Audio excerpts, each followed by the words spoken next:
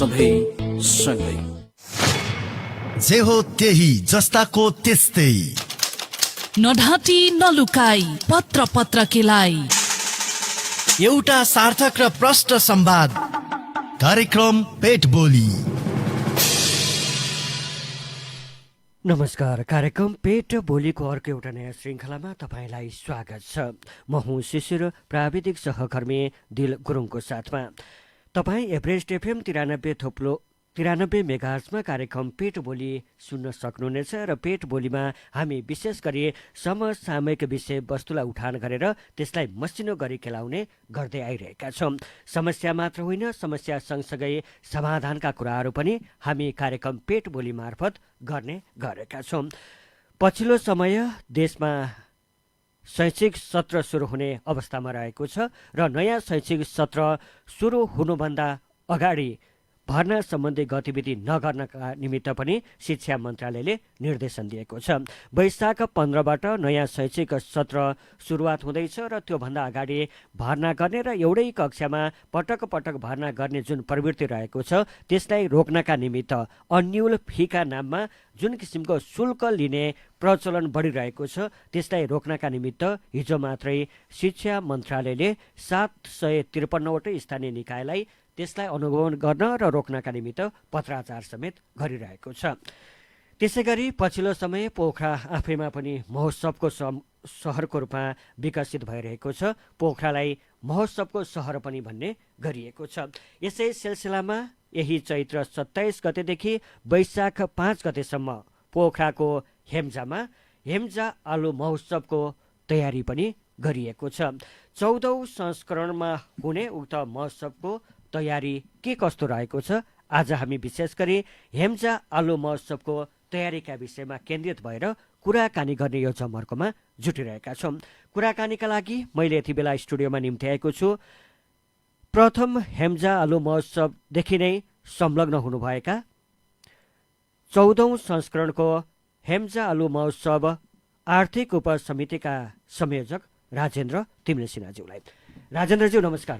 नमस्कार। यहाँलाई कार्यक्रम पेट बोलीको यो श्रृङ्खलामा धेरै स्वागत छ। धन्यवाद एभरेस्ट एफएमलाई। यो 14औं संस्करणसम्म आइपुगेको हेम्जा आलु महोत्सव जो 27 गतेबाट सुरु हुन गइरहेको छ, यसको अन्तिम तयारी कहाँसम्म पुग्यो? अब करिबन हामीले अन्तिम तयारी लगभग 95% हामीले पुरा गरिसकेका छौँ।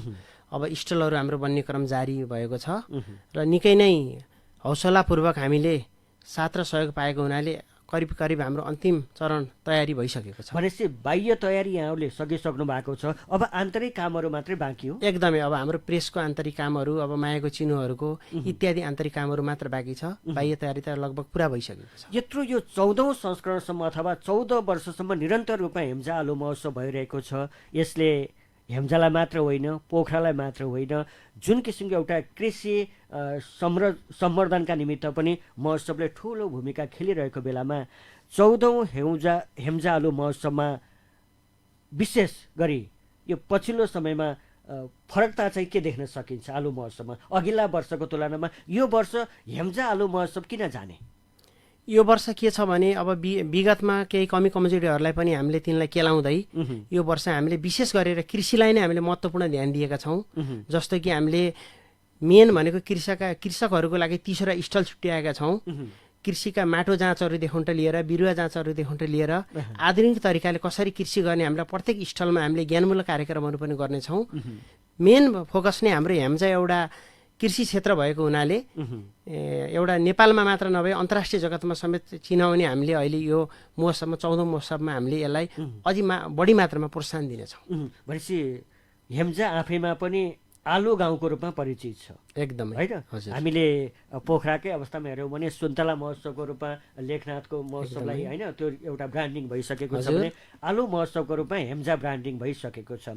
यो लगभग आलु महोत्सव ब्रान्डिङ भइरहेको समयमा यहाँले पनि भन्नुभयो कि कृषकहरूलाई, विशुद्ध कृषकहरूलाई अलिकति उनीहरूलाई सम्वर्धन गर्ने तरिकाले, उनीहरूलाई अलिकति प्रवर्धन गर्ने तरिकाले जसरी स्टलहरू छुट्याइरहनु भएको छ, त्यहाँ आलु मात्रै रहन्छन् अथवा आलुसँग सम्बन्धित परिकारका कुराहरू अथवा अलिकति आलु उत्पादनका विषयमा दिइने जुन किसिमका सुझावहरू छन्, जुन किसिमका एउटा विज्ञताहरू छन्, ती पनि रहन्छन्? एकदमै हामीले लुम्बिनी कृषि सेवा केन्द्रबाट पनि हामीले सहकार्य गरेका छौँ। लुम्बिनी कृषि सेवा केन्द्र लगायत अन्य कृषि सेवा केन्द्रहरूले पनि किसानहरूलाई त्यहाँ सचेततामूलक कार्यक्रमहरू गर्ने, स्टलहरूमा आलुका विभिन्न परिकारहरू। अब यहाँलाई थाहा नै छ हेम्जामा एमएस आलु भनेर निलो आलु एकदमै प्रख्यातै छ।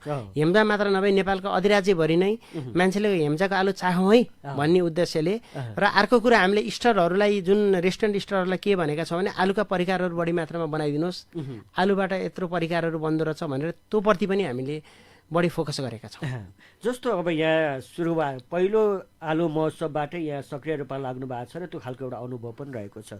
त्यो सुरुको दिनमा बारीका काल्लाहरूमा आलुको थुप्रो लगाएर बेच्नु पर्दाको ती दिनहरूको अलिकति स्मरण गर्दा के छ? त्यति बेलादेखि आएको यो महोत्सव अहिलेसम्म आइपुग्दाखेरि कस्तो खालको एउटा परिवर्तन यहाँले अनुभव गर्नुभयो? अब सुरुमा कस्तो थियो भने अब हेम्जामा सिँचाइको राम्रो व्यवस्था थिएन, पछि सिँचाइको राम्रो व्यवस्था हुँदै गयो।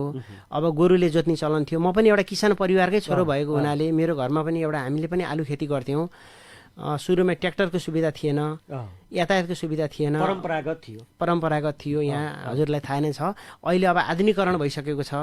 त्यसले अहिले त्यस कारणले गर्दा अहिले निकै नै सहज किसानलाई पनि आलुको बजार पनि अहिले हेम्जाको एकदमै राम्रो छ।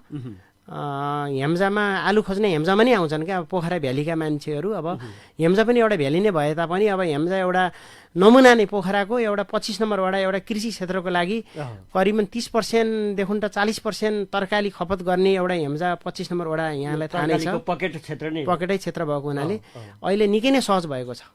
अब घर घरमै अहिले हजुरको प्राय हाम्रा कृषक दाजुभाइहरूले घर पनि आफूले ध्यान राखेका छन्, आफै अब मन्डी लगाएर खपत गर्छन्। अहिले भाउ पनि राम्रै पाएका छन्। त्यहाँका किसानहरू अहिले निकै नै प्रोत्साहन छन्। भनेपछि जो कृषकहरूलाई चाहिँ त्यो आलु उत्पादन गर्नका निमित्त जुन किसिमको एउटा प्रोत्साहन स्थानीय निकाय अथवा सरकारी निकाय निजी क्षेत्रबाट हुनुपर्ने हो, त्यो अवस्था चाहिँ के छ फेरि? स्थानीय निकायबाट एकदमै राम्रो छ। अब अहिले चाहिँ भर्खरै भएको नयाँ सरकारले पनि अब कृषि क्षेत्रलाई बढी प्रोत्साहन दिने कुरो सुन्दा हामीलाई निकै नै खुसी लागेको छ। र यो सरकारबाट जनताले निकै आश पनि लिएका छन्।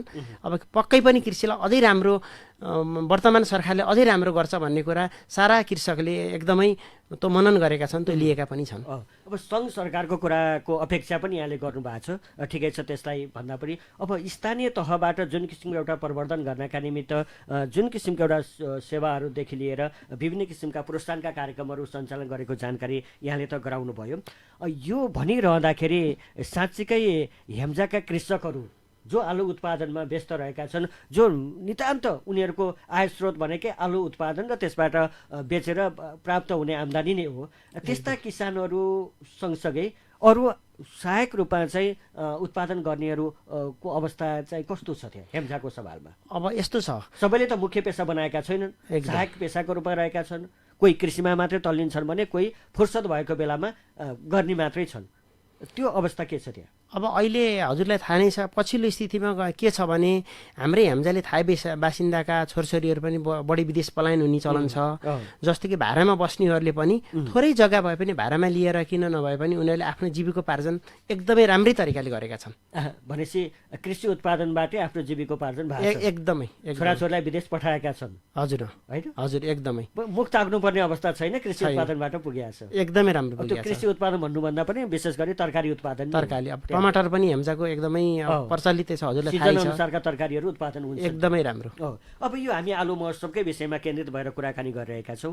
अब कहिलेकाहीँ के गुनासो आउने गर्छ भने हेम्जामा उत्पादन हुने आलु त महोत्सव आउनुभन्दा अगाडि नै बेचिसकेका हुन्छन्। महोत्सवमा त बाहिरबाट ल्याएका त्यस्तैदेखि नै एमएस आलुहरू राखिने हुन् भन्ने पनि कहिलेकाहीँ गुनासोहरू बजारमा चर्चाहरू चल्ने गर्दछ कि त्यस्तो हो कि होइन, त्यहाँकै उत्पादन त्यहीको माटोको हो भन्ने कुराको? यो कुरो मैले पहिला पनि सुनेको हो होइन। वास्तवमा भन्नुपर्दा हेम्जाले 14औं राष्ट्रिय हेम्जा आलु महोत्सव अहिले जुन सुरु हुन गइरहेको छ, योभन्दा पनि विगत 13औं संस्करण हामीले पार गरिसक्यौँ। अहिलेसम्म त्यस्तो भएकै छैन।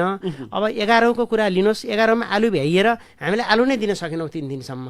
त्यस्तो गर्ने भए त आलु महोत्सवले अरू आलु खरिदेर नि व्यापार व्यवसाय गर्थ्यो होला नि। कुनै पनि ग्राहकले हेम्जाबाट हामीले हेम्जाको एमएस आलु बाहेक, निलो आलु बाहेक अरू ल्याएको भनेर भन्न एकचोटि हामीले के गर्यौँ भने हजुरको मुस्ताङका आलु ल्याएर बेच्दा हाम्रो 50 किलो नि बिक्री भएन। मुस्ताङका आलु पनि हामीले साइडमा राखेका छौँ। त्यसपछि हामीले निरन्तर हेम्जाको आलुलाई मात्रै प्रोत्साहन दिएका छौँ। भनेपछि अन्य छैन, बाहिरबाट उत्पादन छैन। भएका अथवा बाहिरबाट ल्याइएका सामान चाहिँ महोत्सव अवधिभर हुँदैन हुँदैन होइन कुनै हालतमा हुँदैन। यदि त्यस्तो हुन्छ भने बरु हामी आलु नै बेच्दैनौँ, 5 दिन 6 दिनमै भ्याइन्छ भने बरु आलु नै नबेच्ने होइन। अहिले हेम्जाका कृषकहरूले पनि एकदमै आलु राम्रो तरिकाले हामीलाई दिइरहेका छन्।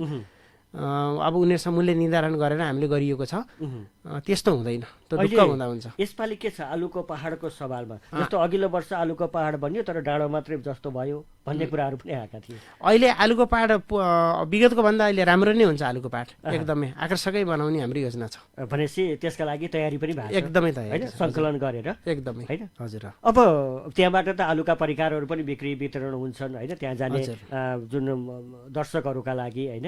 त्यो अवस्थामा त्यो व्यावसायिक रूपमा चाहिँ आलुका परिकारहरू बेच्नका निमित्त चाहिँ तयारी के भएको छ आलु बाहेकको? आलु बाहेकको आलुका परिकारहरू भन्न अब 8 थरी 9 थरी, अब जस्तो कि आलुको मोमो, आलु चिप्सहरू, आलुको चटनीहरू इत्यादि आलुका परिकार बेच्न पनि हामीले स्टलहरूलाई, रेस्टुरेन्टहरूलाई हामीले उनीहरूलाई तपाईँहरूले यो बेच्नुपर्छ है भनेर प्रायः त अब पोहोरकै स्टलहरू भएको हुनाले हामीलाई एकदमै सहजीकरण गरिदिनु भएको छ उहाँहरूले पनि। तपाईँहरूसँग निरन्तर रूपमा 4-5 वर्षदेखि सहकार्य गरिरहेकै स्टलहरू रहन्छन् अथवा नयाँहरूले पनि हामीलाई पनि अपर्च्युनिटी दिनुहोस् न, हामीलाई पनि महोत्सवमा व्यापार व्यवसाय गर्ने त्यो मौका दिनुहोस् न भनेर पनि आउने गरेका छन्? होइन, हामीले नयाँ पनि छन् पुराना पनि छन्, आउन त आएका छन् होइन।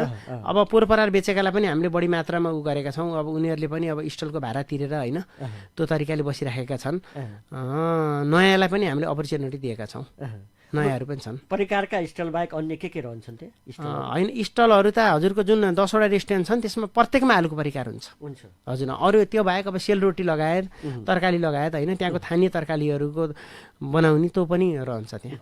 भनेपछि स्थानीय उत्पादनबाटै बनेका परिकारका चिजहरू राखिन्छ। हजुर। अब हजुरलाई थाहा नै छ काउली उत्पादन हुन्छ हेम्जामा, टमाटर उत्पादन हुन्छ, गाजर मुला इत्यादि प्राय चाहिने चिज अब तरकारी त उत्पादन भएकै हुन्छ नि हेम्जामा।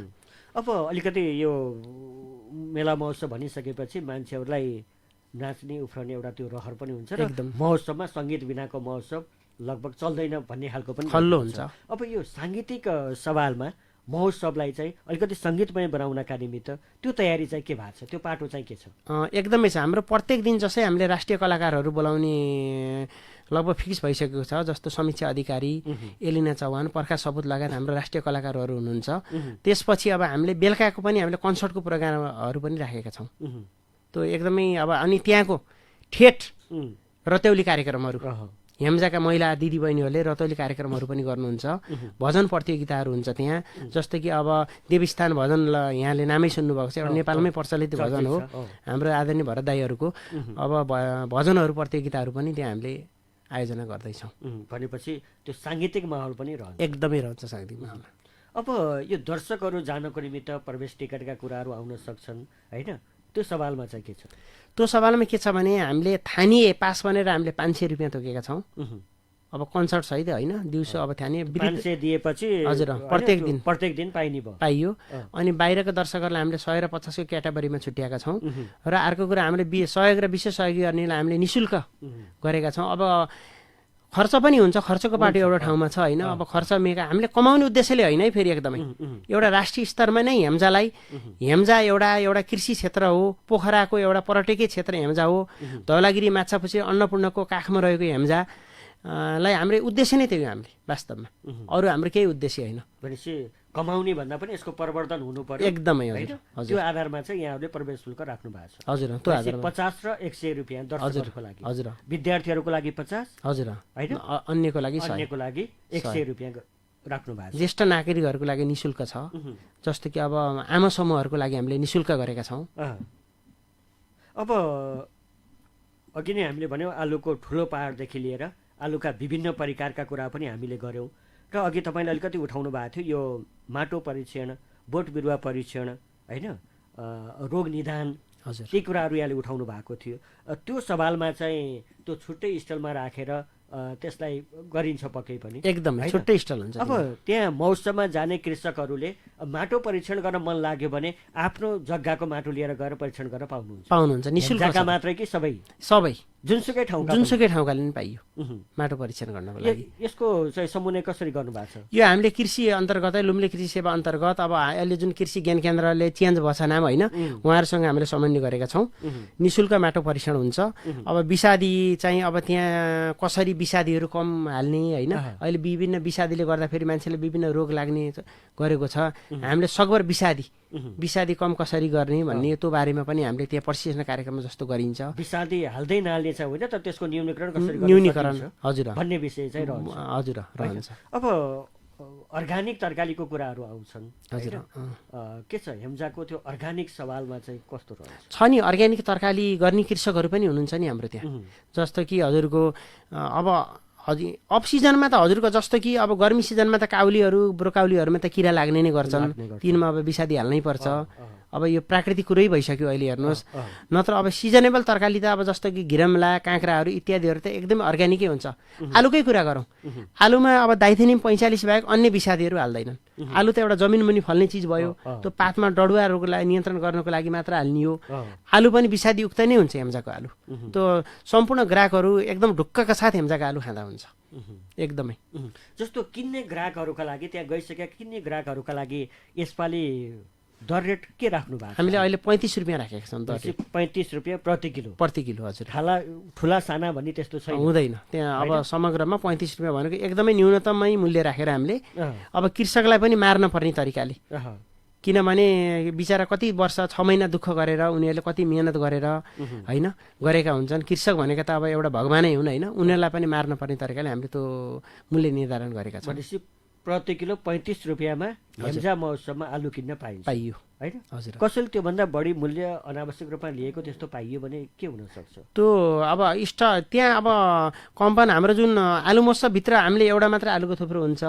अब बाहिर कसैले कसरी बेच्छन् भने अब त्यो हामीले त्यसलाई हामीले कन्ट्रोल गर्न सकिँदैन। तर अब हजुरहरूको एफएमहरू मिडिया माध्यमबाट नि सबै दर्शकहरूले सुन्नुभएको होला पक्कै पनि। भित्रै किन्नुहोस् आलुको परिकारहरू चाख्नुहोस्, यहाँहरूले 35 रुपियाँ केजीमा आलु पाउनुहुन्छ। जस्तो अब हेम्जाको अलिकति त्यहाँको आबादी गर्ने उत्पादन गर्ने कृषि उत्पादन गर्ने 13,500 हेक्टर क्षेत्रफल छ हजुर। त्यसमध्ये 590 हेक्टरमा त आलु खेती गरिँदो रहेछ एकदमै होइन हजुर। त्यो भनेको त धेरै नै हो है। 590मा चाहिँ आलु हेक्टर जमिनमा आलु खेती गरिरहेको छ। अब त्योमा गरेको आलु वार्षिक रूपमा एउटा अनुमानित रूपमा भन्नुपर्दा कति जति आलु चाहिँ फल्दो रहेछ अथवा आलुको चाहिँ उत्पादन हुँदो रहेछ? वार्षिक यस्तो छ, अब आलु कस्तो छ भन्नुहुन्छ भने अब हजुरले कस्तो आम्दानी सोध्न खोज्नुभयो कि त्यसको परिणाम कति जति चाहिँ आलु उत्पादन गर्न सकिँदो रहेछ? लगभग हेम्जामा मेरो विचारमा 5 देखि 7 करोडको आलु बिक्री हुन्छ हेम्जामा वार्षिक। त्यो बराबरको उत्पादन चाहिँ हुँदो रहेछ? हुन्छ एकदमै। अब त्यो पोखरामा मात्रै सीमित हुन्छ अथवा यहाँका मन्डीहरूमा मात्रै सीमित हुन्छ कि पोखरा बाहिर पनि जाने गरेको छ? पोखरा अब हेम्जाका आलुहरू जस्तो काठमाडौँका कस्टमरहरू पनि आएर लानुहुन्छ, यता पाल्पातिरकाले लानुहुन्छ, अब बाहिर पनि जान्छ आलुहरू। अब मन्डीको माध्यमबाटै बाहिर जाने चलन पनि प्राय छ, किनभने अब हामीले सुनिन्छ होइन तपाईँ कहाँको भन्दा कुनै ठाउँमा चाहिँ हो हेम्जाका आलु त कति मिठो हुन्छ है हामीले चाखियो भन्ने सुनिन्छ कि तातो लाए पाक्छ भन्ने चलन एउटा छ नि हेम्जाको आलु। त्यो आधारमा पनि अलिकति दर्शकहरू ग्राहकहरू होइन हेम्जा नै पुगेर खरिद गर्ने त्यो मानसिकता बनाइरहेका हुन्छ एकदमै। जब आलु खन्ने एउटा सिजन आउँछ नि, सिजन आइसकेपछि हेम्जाको आलु बजारमा कहिले आउँछ भनेर कुरेर बस्ने हजुर ग्राहकहरू पनि छन् एकदमै होइन। ती ग्राहकहरू पनि कुरेर बसिरहेको अवस्था छ। त्यो सवाललाई हेर्दाखेरि त हेम्जाको आलु आफैमा पनि लोकप्रिय रहेको छ। यो लोकप्रियता कमाइरहेको समयमा, यो एक किसिमको छुट्टै ब्रान्ड बनाइरहेको समयमा साँच्चै यो महोत्सवका चुनौतीहरू चाहिँ के हुँदो रहेछन्? अब यस्तो छ, हजुरले महोत्सवको चुनौती जुन भन्नुभयो, अब लोकप्रियता आफै हेम्जाको आलु आफैमा लोकप्रिय छ होइन, हजुरलाई थाहा नै छ। अब यो हामीले यो महोत्सव आलु नै महोत्सव भनेर अब हामीले किन यसलाई हामीले अब यो चुनौतीको रूपमै लिएका छौँ नि। एउटा महोत्सव भनेको नि यो सानो कुरा होइन, यो सम्पन्न गर्न पनि धेरै गाह्रो छ। 5-7 दिन लगातार गर्नु पर्यो, 5-7 दिन लगातार गर्नु पर्यो। अब हावाहुरी चल्छ, बाढीहरू, अब अहिले मौसम एकदमै चुनौती भइरहेको छ। अब तर पनि हामीले के छ भने अन्तर्राष्ट्रिय माध्यममा पनि हेम्जा चिनोस् सबैले। अब हेम्जा यहाँलाई थाहा नै छ, हेम्जामा गुम्बाहरू छन्। अब चमेरी गुफादेखि लिएर बन्जी जमदेखि लिएर हेम्जा एउटासम्म त मान्छेलाई कतिलाई के छ भने एउटा स्वाट्टा हिँड्छ नि हेम्जाको फाँट हेरेका छैनन्। बिरुवा फाँटदेखि लिएर यता तल 2600 फाँट लामपाटा फाँटहरू एउटा कृषि योग्य जमिनहरू हेम्जा त प्रशस्त मात्रामा छ नि, त्यो पनि हामीलाई चिनाउनु छ क्या वास्तवमा। हेम्जाका भित्री टोलमा लुकिरहेका जुन किसिमको एउटा सम्पदाहरू छन् त्यसलाई पनि उजागर गर्नु यो महोत्सवको दायित्व हो। एकदमै हो, होइन? एकदमै। त्यसका लागि के छ त त्यहाँ? विशेष गरी त्यहाँ प्रचलित रूपमा धार्मिक किम्वदन्तीका कुराहरू हुन सक्छन्, होइन? तपाईँले अघि नै भन्नुभयो बिरुवा फाँटका कुराहरू हुन सक्छन्, होइन? ती विषयवस्तुहरूलाई महोत्सवको स्थल वरपर अलिकति त्यहाँ आएका दर्शकहरूले हेरुन् भन्ने उद्देश्यले कुनै त्यस्तो एउटा व्यवस्था गर्नुभएको छ, चिनारी व्यवस्था? अब हामीले विभिन्न बीचबीचमा हामीले कार्यक्रममा हामीले अब हेम्जाको पवित्र विष्णुपादुका माई मन्दिर एकदमै शक्तिशाली मन्दिर छ त्यहाँ, राधाकृष्ण मन्दिर, नरपेतेश्वर मन्दिर छ, विभिन्न मन्दिरहरू छन्, होइन? अब विभिन्न कुलका मन्दिरहरू, हाम्रो कुँवर कुल मन्दिर, तिमिलसिना कुल मन्दिर, बास्तोला कुल मन्दिर इत्यादिको बारेमा पनि अब हामीले विभिन्न कार्यक्रमहरूमा हाम्रा जुन अब बोल्ने क्रमहरूमा हामीले तिनको प्रचार पनि अहिले गर्नेछौँ। हामीले चिनाउनेछौँ हेम्जाको बारेमा।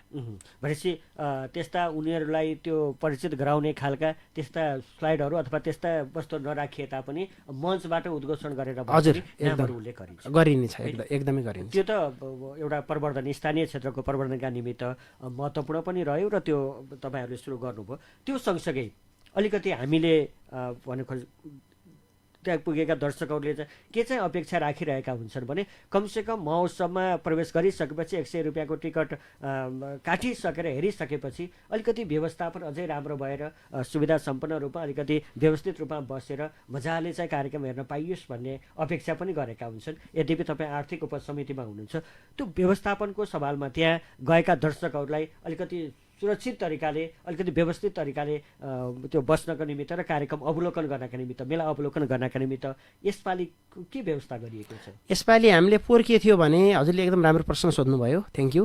पोहोर अब के थियो भने जुन हावाहुरी चल्यो, ग्राउन्डबाट धुलो उडे थियो, अहिले हामीले पुरै ग्राउन्डभरि नै कार्पेटको व्यवस्था गर्दैछौँ, पहिलो कुरा।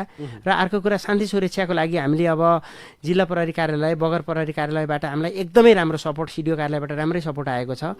अहिले पोहोरको भन्दा हामीले विशेष शान्ति सुरक्षा देखुन्टा लिएर दर्शकहरूलाई धुलो नउडोस् भन्नको लागि, अन्य सुविधाको लागि हामीले छुट्टै नै व्यवस्था गरेका छौँ। भनेपछि महोत्सवमा पुग्ने दर्शकहरू मजाले व्यवस्थित तरिकाले कार्यक्रम हेर्न सक्नुहुन्छ, कुनै किसिमको सुरक्षादेखि लिएर, होइन? कुनै किसिमको चिन्ता चाहिँ छैन। त्यो ढुक्कका साथ हेम्जाको आलु महोत्सव हेर्न आउँदा हुन्छ दर्शकहरूले। यो महोत्सव सञ्चालन गर्नका निमित्त अनुमानित खर्च कति जति यहाँहरूले अपेक्षा गर्नु? अनुमानित त अब पोहोरभन्दा अहिले यसपालि अब सबैखेर महँगी छ, यहाँलाई थाहा नै छ। अहिले अब हामीले त्यहाँ एउटा लन्डन ब्रिज पनि डिजाइन बनाउने भन्ने कुरो भइरहेको छ, त्यो अब आज हुन्छ जस्तो छ। अब पोहोरको भन्दा लगभग हजुरको 5-7 लाख अहिले बढी हुन्छ होला अनुमानित खर्च चाहिँ। अब मैले यहाँ हजुरलाई यहाँ प्रपोजलमा पनि हामीले प्रपोजल पनि छ मसँग, यहाँ प्रपोजलमा हजुर हेर्न सक्नुहुन्छ। अब अहिले यति नै भनेर भन्न सकिनँ, करिबन हाम्रो 60 लाख माथि खर्च जान्छ। त्यो खर्च त पक्कै पनि व्यापारिक समुदायदेखि लिएर, होइन, विभिन्न किसिमका व्यावसायिक प्रतिष्ठानहरूबाट नै यहाँहरूले सङ्कलन गर्नुहुन्छ होला। स्थानीय सरकारबाट सहयोग के छ? एकदमै छ। हाम्रो पोखरा महानगरपालिकाबाट हाम्रो रेड बुकमै परेको छ, कृषि प्रवर्धनबाट हामीलाई हाम्रो पोखरा महानगरपालिका वडा नम्बर 25 को वडा अध्यक्ष मोतीराज तिमिलसिना लगायत हाम्रो धनराज मेयरले हामीलाई निकै नै सपोर्ट गर्नुभएको छ। उहाँहरूले एकदमै सहजीकरण गरिदिनु भएको छ। हाम्रो 7 देखि 8 लाख कति त्यहाँबाट आउँछ। त्यसपछि हामीलाई विभिन्न दिने सङ्घ संस्थाहरू, ब्याङ्कहरू, विभिन्न व्यक्तिहरूले खुसी भएर, हेम्जाकै विभिन्न व्यापारीहरूले पनि ओहो हाम्रो हेम्जाको पहिचान गराउनु भयो भनेर हामीले कसैलाई करकाप गरेका छैनौँ। उहाँले आफै फोन गरी म एउटा आर्थिक समिति संयोजक भएको हुनाले पोहोरको भन्दा अहिले निकै नै राम्रो पैसा नै उठेको छ। एकदमै खुसीका साथ हामीलाई सहयोग गर्नुभएको छ। जस्तो अहिले अलिकति मेला महोत्सवको कुरा गरिरहँदाखेरि अब अहिले पश्चिम एसियामा जुन किसिमको द्वन्द्व भयो त्यसले अलिकति प्रभाव पनि पारेको छ। पेट्रोलियम पदार्थमा देखिएको सङ्कटका कारण यो अवस्थामा अलिकति असहज हुन्छ कि भन्ने लागेन? त्यो त हामीलाई लागेकै छ। अब यहाँहरूको जस्तो मिडियाहरूले पनि अब एउटा कृषि महोत्सव भएको हुनाले निकै नै प्रचार गरिदिनु भएको छ। एउटा कृषकहरूको लागि नै हो। कृषि महोत्सव भन्दा नि एउटा कृषकको दुःख मर्म बुझेरै हो। सायद त्यति फरक पर्ला जस्तो हामीलाई लाग्दैन। भनेपछि जुन दर्शकहरू हो उहाँहरू सहभागी हुनुहुन्छ? अवश्य हुनुहुन्छ। जस्तो हामीले मेला महोत्सवहरूमा जस्तो अलिकति लेक साइड पुगेका पर्यटकहरू, होइन, जस्तो हेम्जा भनिसकेपछि महेन्द्र गुफा, चमेरी गुफा पुग्ने पर्यटकहरू, त्यो हुँदै एकछिन भए पनि महोत्सव हेरौँ भन्ने खालको त्यस्तो एउटा समन्वयकारी भूमिका यसपालि केही गरिया छ र? हामीले प्रचार व्यापक छ हाम्रो, एकदमै हामीले प्रचार गरेका छौँ। अब जस्तो आउनुहोस् हेम्जाको आलु महोत्सव हेर्नुहोस्, आलुका विभिन्न परिकारहरू खानुहोस्, कृषि सम्बन्धी ज्ञान लिनुहोस् भने हामीले पोहोरको भन्दा अहिले प्रचारमा अझ तीव्र गतिमा हामीले प्रचार कमसेकम विन्ध्यवासिनी मन्दिरसम्म जाने पर्यटकहरू होइन हजुर हेम्जा महोत्सव चल्या छ अरे त्यहाँ पुगेर एकफेरि हेरौँ न भनेर जान सक्ने एउटा वातावरण बनाउन सकियो भने अझै बढी परिवर्तन हुन्थ्यो होला नि। त्यो हजुरको कुरा सही नै हो। अब अहिले हजुरले अघि नै भन्नुभयो अहिले पेट्रोल डिजलको भाउहरू निकै बढेको छ। अब कहाँको पेट्रोल 200 बढी पेट्रोल नागिसक्यो मान्छेलाई होइन। अब सबभन्दा एउटा कुरा हामीले के सपोर्ट देखेका छौँ भने अहिले बाटो पोहोर परार बाटो राम्रो थिएन, अहिले सल्लै बाटो छ हजुरको। अब विन्ध्यवासिनीबाट त हजुरको 5-7 मिनटमा त पुग्न सकिन्छ। त्यो बाटोले गर्दा नि हामीलाई अहिले धेरै सपोर्ट भएको छ। भनेपछि अलिकति सहजता देखिएको छ, एकदम सहजता देखिएको छ। त्यही त राजेन्द्रजी, हामी कार्यक्रमको अन्त्यतिर पनि छौँ। अब यो महोत्सवको तयारी गरिरहँदाखेरि अन्त्यमा हजुर होइन जसले यो महोत्सवमा अहिलेसम्म आउनु भएको छैन, अघिल्ला वर्षमा आइरहनेहरूलाई त महोत्सवको बारेमा थाहा छ, जो पहिलोचोटि त्यो हेम्जा आलु महोत्सवमा जान्छु है भनेर सोच बनाइरहनु भएको छ, ती दर्शकहरूलाई यहाँको अपेक्षा के छ, आग्रह के छ? उहाँहरूले कृपया म उहाँहरूलाई यहाँबाट एकदमै नमन गर्न चाहन्छु। आउनुहोस्, हाम्रो महोत्सवको शोभा बढाइदिनुहोस्। हजुरहरू आउने भनेकै कृषकहरूको मनोबल बढ्नु हो। अझ उत्पादन क्षेत्रमा अझ अहिले सरकारबाट पनि सपोर्ट भइरहेको छ। अझ उत्पादन क्षेत्रमा कृषकहरू विदेशी बाहिर नगइकन, आफ्ना छोराछोरीलाई बाहिर नपठाइकन कृषकले आलुले तरकारीले सही भाउ पायो भने, किनभने देशमा आफ्ना देशका सिपमूलक युवा युवतीहरू यहीँ नै रहन्छन्। सबैजना अब आलु महोत्सव नहेरेको पनि यसपालि कृपया आइदिनुहोस्, हेम्जाको हाम्रो गौरव बढाइदिनुहोस् भन्ने म यहाँबाट अनुरोध गर्न चाहन्छु। सबै त्यो महोत्सव मात्र हेर्दै हुनुहुन्न कि कृषकको प्रतिफल पनि त्यहाँ हेर्न पाउनुहुन्छ? एकदमै हो होइन हजुर। हस् राजेन्द्रजी, कार्यक्रममा आएर विशेष गरी 14औं संस्करण हेम्जा आलु महोत्सवको विषयमा अलिकति यसलाई प्रवर्धन गर्ने तरिकाले कुराकानी गरिदिनु भयो, महोत्सवको तयारीका विषयमा जानकारी गराइदिनु भयो, यहाँलाई धेरै धन्यवाद छ। हस्, एभरेस्ट 93 मेगाज एफएमलाई पनि मेरो हृदयदेखि नै धन्यवाद छ, हाम्रो 14औं राष्ट्रिय आलु महोत्सवलाई साथ र सहयोग दिनुभएकोमा। हस्, धन्यवाद, नमस्कार। उहाँ हुनुहुन्थ्यो 14औं हेम्जा राष्ट्रिय आलु महोत्सव आर्थिक उपसमितिका संयोजक राजेन्द्र तिमिल सिन्हा हामीसँग महोत्सवको तयारी र भइरहेका गतिविधिका बारेमा जानकारी दिनुहुँदै। आजका लागि कार्यक्रम पेट बोलीको निर्धारित समय सकिएको छ। प्राविधिक सहकर्मी दिल गुरुङलाई धन्यवाद दिँदै म शिशिर पौडेल बिदा चाहन्छु। नमस्कार।